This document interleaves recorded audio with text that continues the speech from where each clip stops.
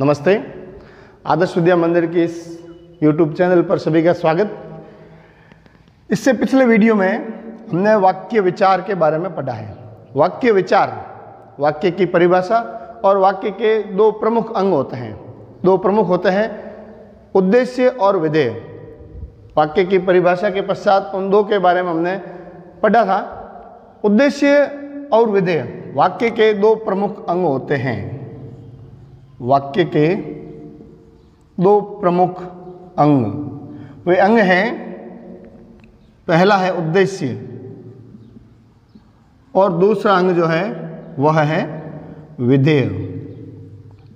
ये वाक्य के दो प्रमुख अंग हैं, उद्देश्य और विधेय। उद्देश्य क्या होता है कि जब किसी भी प्रकार के वाक्य में जो कर्ता होता है, जिसके बारे में वाक्य में जो कुछ कहा जाता है, उसे वाक्य का उद्देश्य कहा जाता है। और विधेय कहा जाता है कि वाक्य में कर्ता के बारे में जो कुछ कहा गया है, अर्थात उद्देश्य के बारे में जो कुछ कहा गया है वह विधेय कहलाता है। तो इन दो के बारे में पूर्व में हमने पढ़ा है। आगे आज हम देखेंगे वाक्य के भेद।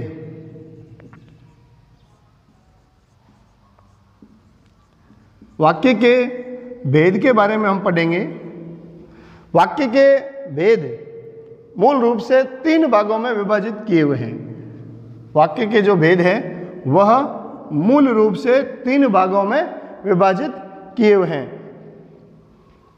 क्रिया के आधार पर पहला प्रकार है क्रिया के आधार पर, दूसरा प्रकार है अर्थ के आधार पर,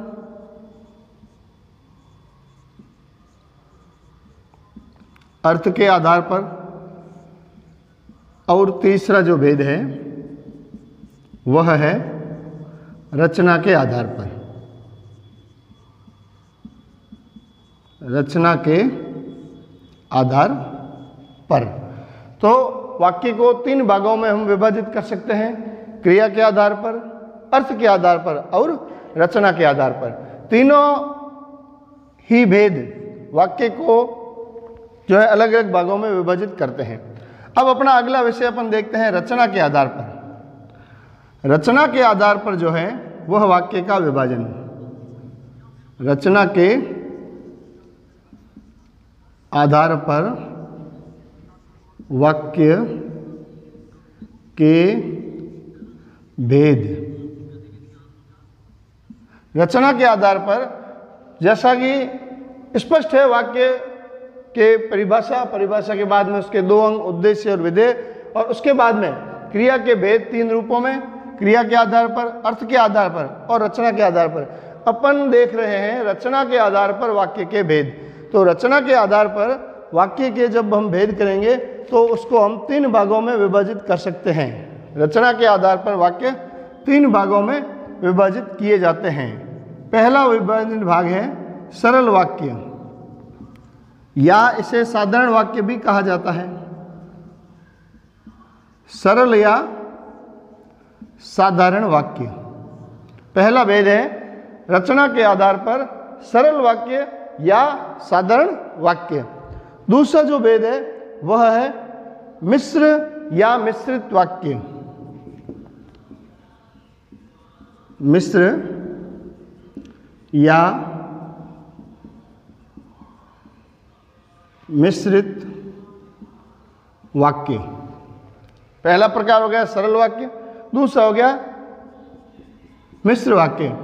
तीसरे भेद के बारे में अपन देखेंगे। तीसरा भेद है संयुक्त वाक्य। संयुक्त वाक्य।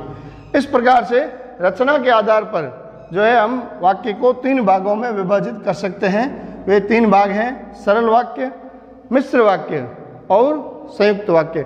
इस प्रकार से रचना के तीन भेदों के बारे में इसको हम समझ सकते हैं।